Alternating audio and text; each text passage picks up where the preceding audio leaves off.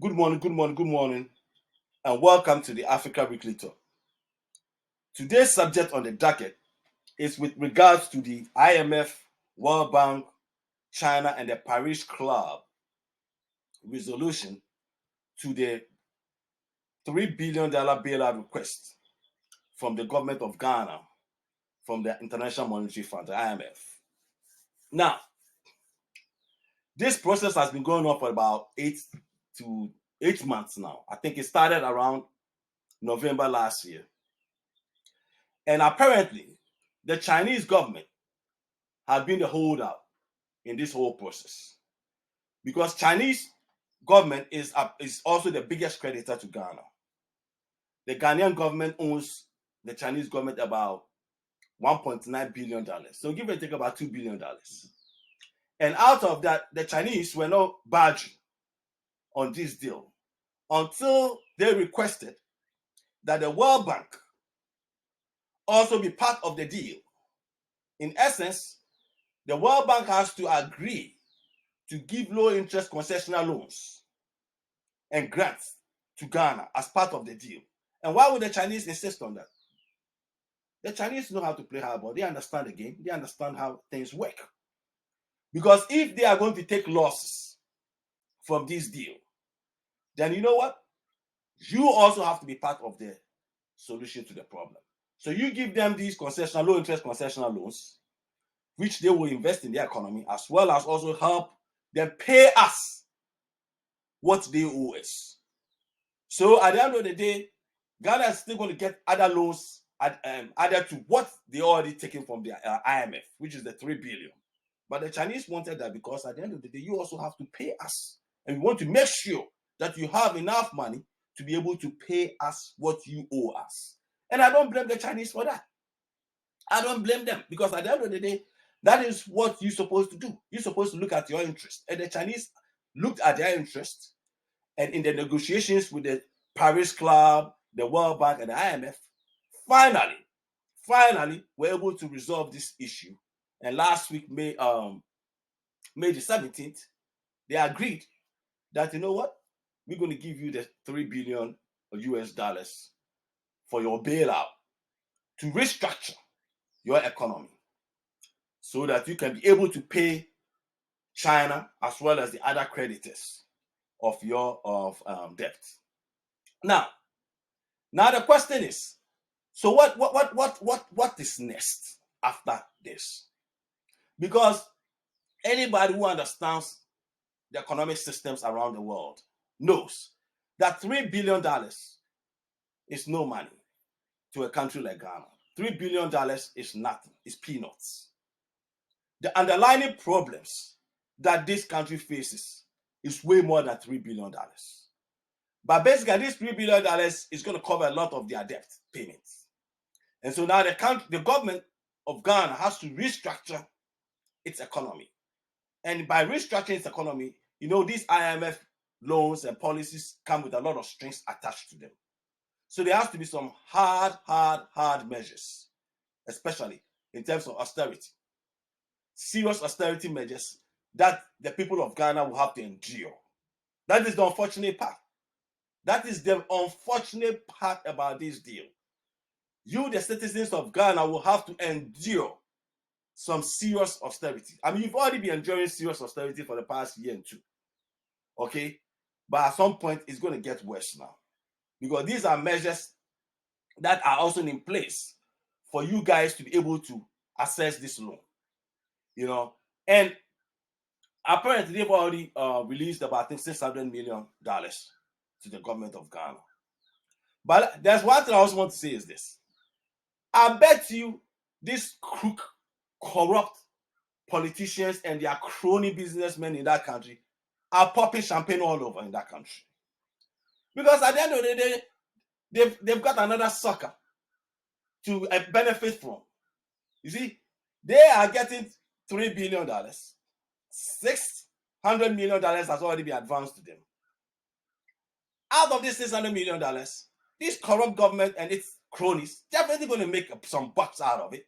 They're going to have at least about $100 million that is going to go into their pockets and their crony businesses and all that stuff. They're going to start with their new government infrastructure projects and all that nonsense that don't deserve anything, but because they have to put money in their crony capitalism system to benefit their cronies and their family businesses, they're going to craft something like that for them to get something out of this $3 billion that they are getting. I mean, this is what they've been doing, and this is what is the problem with Africa. Africa's problem is not that Africans cannot build a better economy and be out of debt. There's nothing wrong being in debt. There's a good debt and bad debt. America is indebted to a lot of countries, including China. But America has a good debt because their system, they have enough revenue to be able to cover whatever debt they are in. Okay? I know you guys have been hearing about Americans fighting over the debt ceiling and all that stuff. Look, this is nothing new in American politics. Anytime you have the executive branch, which is the presidency, and you have opposition in Congress, this is what happens. Anytime when it comes to debt and the budget and stuff, they will come up with this debt ceiling, and it's been going on what? Since what? Carter, Reagan, Bush 1, Bush 2, Clinton, and all that stuff. So that is part of the American politics. But that is not going to change anything. At the end of the day, they will have a resolution to that. And even if they default, which I don't think they will, still, their creditors know that this is pure politics in America. And everybody knows pure politics, you know. But when it comes to Africa, and it comes to countries like Ghana, Zambia, and other African countries who are indebted seriously right now, the situation is different. The situation is different because of the corrupt systems that exist within those countries. I mean, look, you can go back to what? The 1980s, all the way to 90s. There were these creditor programs initiated by the World Bank that most creditors like Western countries gave up debts to developing countries, canceled out all their debts from the 80s through the 90s. And then they did it again from the 2000s to what? 2010. Same thing. Okay, same thing. And then most of these developing countries are still back into square one. And then now we're talking about 2020 to currently. And most of these developing countries are going through the same problem of debt problems. So if you look at it, this situation is not going to stop. You see, and I don't blame the Western countries, you know, when I talk about the Western countries, I mean America and mostly Western Europe, because they control the IMF and the World Bank. Okay, America controls the World Bank. America contributes about how much? More than 25% or whatever to the World Bank. All the World Bank money that is in there is America's money. So basically, they dictate as to what to do with that money when it comes to giving loans to various countries and all that stuff. That is why, with this particular situation, China was playing hardball with them. And because China is the biggest creditor to Ghana, the World Bank and the IMF had no choice. Because if the Chinese did not agree to this deal, they could never have also agreed to give Ghana the $3 billion. But because the Chinese decided to take that loss and agree to the deal, that's why the Chinese were also able to get the World Bank involved by telling them to give Ghana low-interest concessional loans, okay, and grants, so that some of these loans and grants can be used to build their economy, as well as also to service their debt to their creditors, which we, the Chinese, are their biggest creditors. So this thing is what has been happening, and that's what is going to happen. But the most important thing is that most of these governments in Africa's problem is corruption. Corruption is the underlying problem of Africa's socio-economic development, period. I mean, you talk about third world countries, poor countries, countries that have wealth in terms of natural resources, but their citizens are poor because of bad governance and corruption. And you look at these countries and you ask yourself, since the 80s, debt relief from donors and creditors, all the way, you would think that by 2000, at least there have been some measures that have been put in place to stop these corrupt systems that are rigging most African countries and their citizens off by these corrupt politicians and their cronies. But what has been happening? Nothing. So basically, African countries keep going back to the IMF, back to their World Bank, and always going back to the same level in terms of poverty. Never able to climb out of poverty. And don't you people think that these Western countries and IMF and the World Bank knows that the underlying factors to Africa's socio-economic development problems is corruption? Fellows, let's be real. These people know that. They know that most of you Africans in these African countries, because you have bad governance, because you have poor governance and bad politicians who are corrupt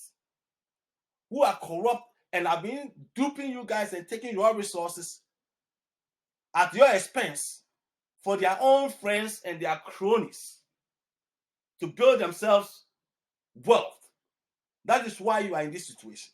The World Bank and IMF knows that. So why don't they make sure that they have strings attached to prevent this level of corruption that is killing Africa?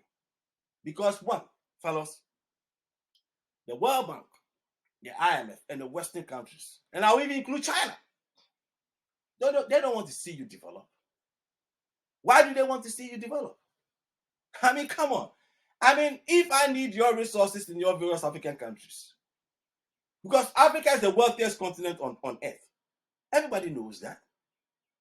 Everybody knows Africa is the wealthiest country on earth. Every natural resources that you want on earth, that's where you're going to find it. The best, the quality one is going to be in Africa, somewhere, African soil. They know that. And they need them.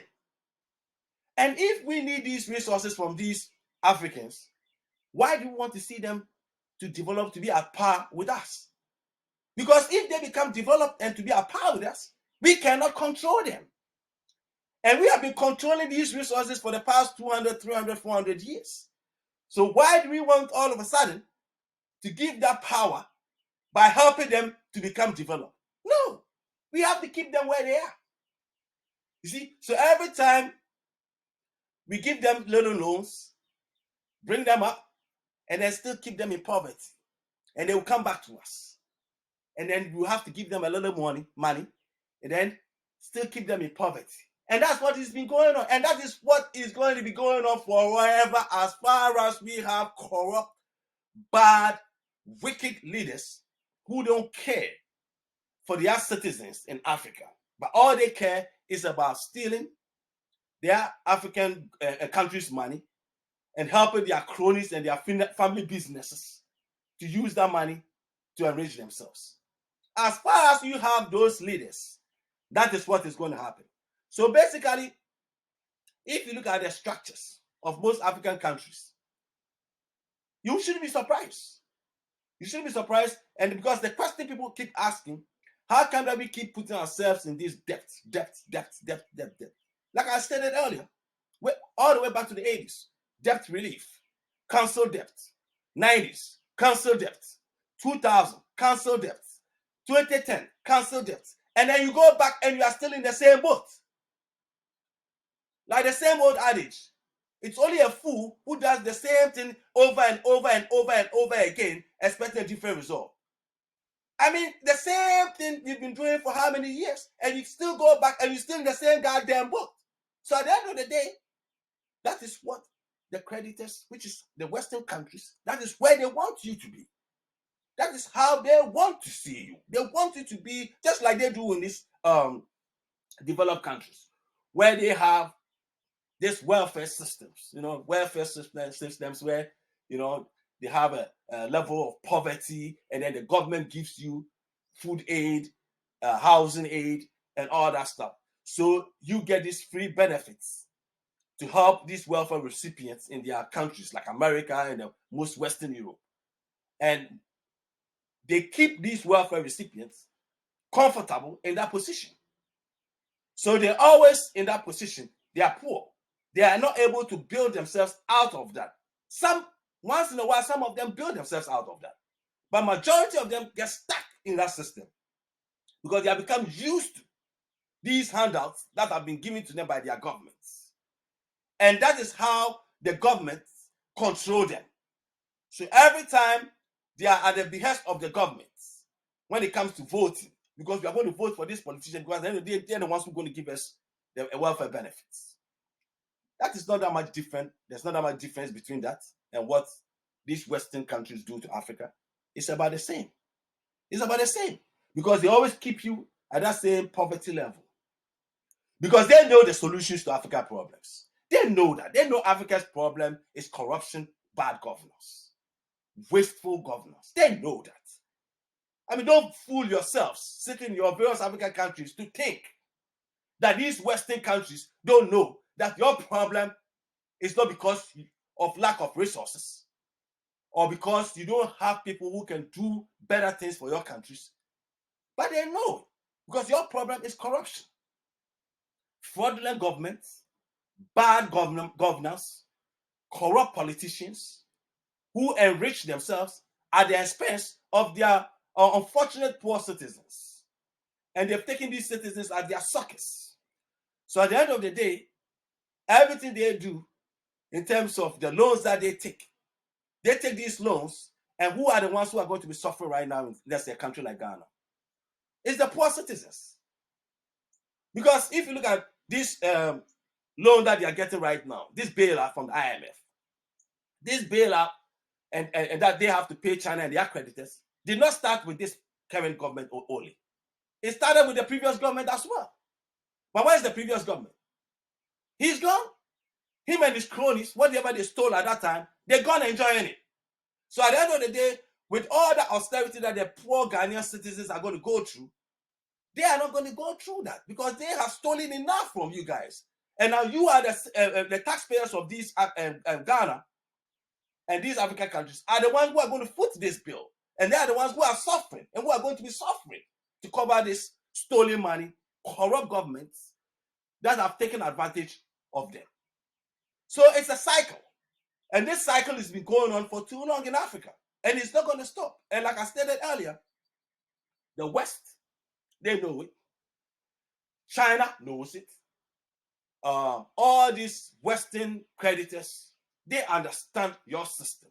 So don't fool yourselves into thinking that they don't know that the only way for them to be able to control your resources, the only way for them to be able to make sure that they have power in terms of what to tell you, how to do this, what to do this, when to do this, what you need for this, and all that stuff, they'll have to keep you in that position, at that poverty line, so that every time you will consider them to be your saviors. So every time you'll be running back to them. So as far as we keep you in that position, you always have to come back to us, begging us to help you. And unfortunately, that is how our wicked, fraudulent, corrupt leaders of Africa think, because of their selfishness. You see, I remember when Thomas Sankara was trying to build Burkina Faso, and he decided not to take loans from French. He decided to get out of that French nonsense that they've been duping their colonies for hundreds of years.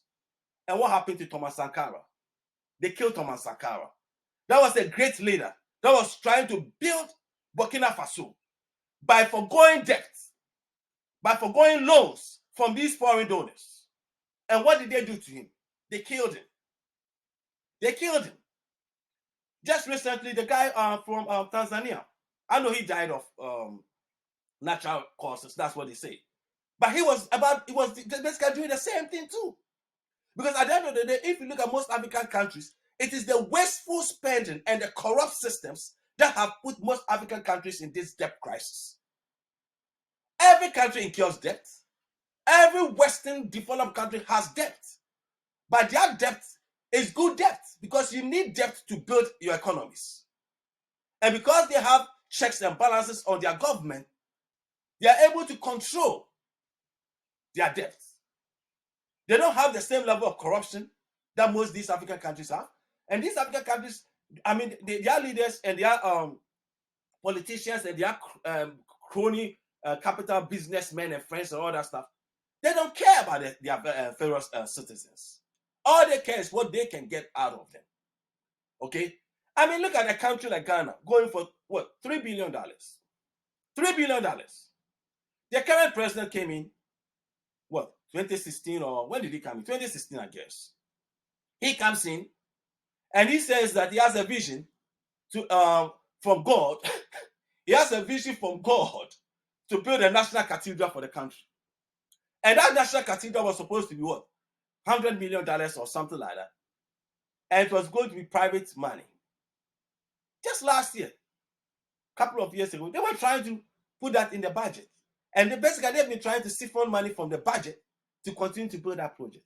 And now, based on all estimates that I have seen, they are talking about the national cathedral they are building is going to cost them about $400 to $1 billion. I mean, hold on, fellas. You're talking about a poor country, a country that citizens are poor, lack of jobs, lack of good infrastructures. Now, they just went to the IMF and requested a $3 billion bailout. Meanwhile, you have a certain president telling his citizens that, oh, we have to build a national cathedral for God. For God, that nobody knows where God is sitting right now. That is going to cost them between $400 to $1 billion US. So you're taking $3 billion bailout for IMF, but you are spending almost $1 billion US to go and build a cathedral. Are you kidding me? I mean, what kind of people do you people elect in these countries? I mean, come on, it doesn't even make sense. And at the end of the day, look at your countries. No wonder Donald Trump calls you guys a shithole. Because, I mean, it doesn't even make sense.